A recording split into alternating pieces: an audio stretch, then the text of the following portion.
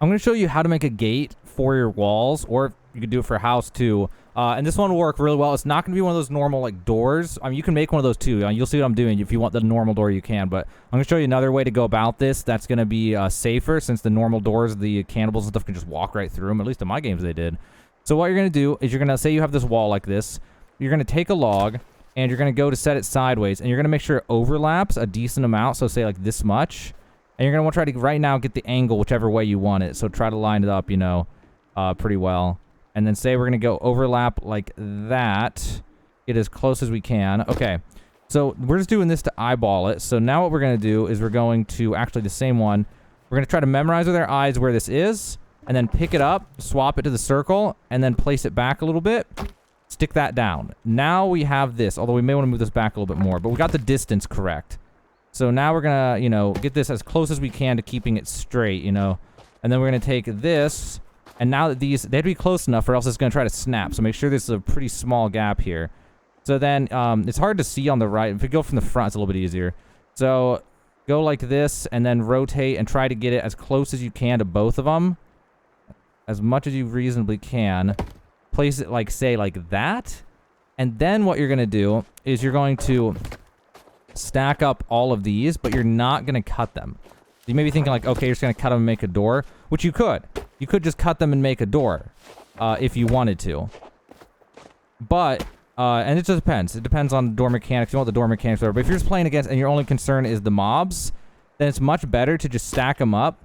And then realistically, like it depends on if someone's in or out or whatever. You could have a batch of these on the inside and on the outside. So like what happens is if somebody's in, what they can do is take this one, and then they can, you can have like a stack somewhere inside.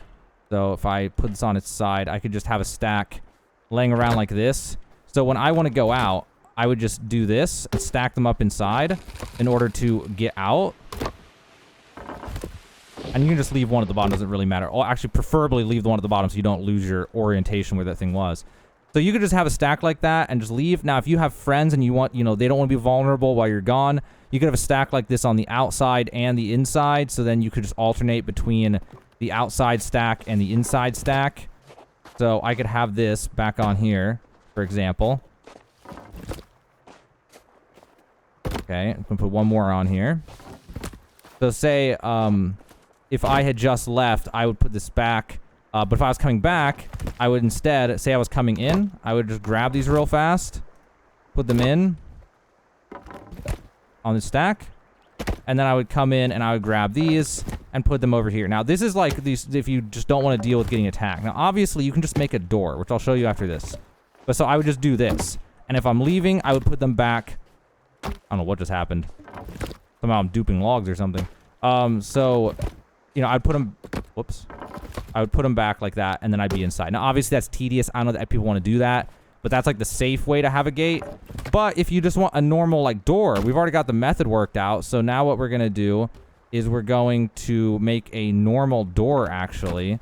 So in order to make a normal door, we have to stack these 7 high, and then the one, not the top one, but the one right below it, cut out a chunk, cut out another chunk, cut out another chunk, then cut out another chunk, and another chunk, and then the bottom chunk, if it'll let me. Maybe I don't even cut out the bottom chunk, actually.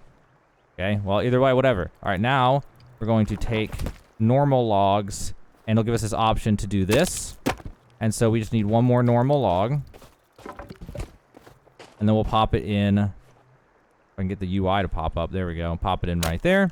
And it just will turn into a door like that. So that's like a normal door. But from my experience, cannibals can just walk right through those.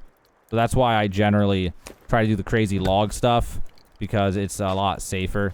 I mean, you could even do improvised stuff maybe. If it'll, like, I haven't even tested it just now. But no, apparently not. I can't, like, well, I can't do it with those because I can't live on this side. But you could just stack up a few in front of the door just to try to keep them out. Or maybe you could even try to do some crazy stuff like, I don't know, I've never tried this till just now.